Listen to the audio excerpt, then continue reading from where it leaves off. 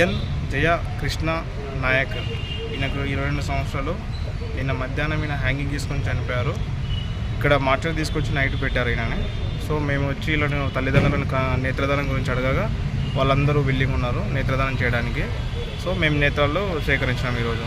నేత్రాలు అంటే మొత్తం కనుగుడ్డు ఏం కాదు, ఈ నల్లగుడ్డు పైన చిన్న పొర ఒకటే తీసుకున్నాం, దాన్ని కార్నియా అంటారు. ఇంకెవరన్నా నేత్రదానం కోసం చేయాలనుకుంటే ఇక్కడ గవర్నమెంట్ హాస్పిటల్లో మీరు కాంటాక్ట్ అవ్వచ్చు.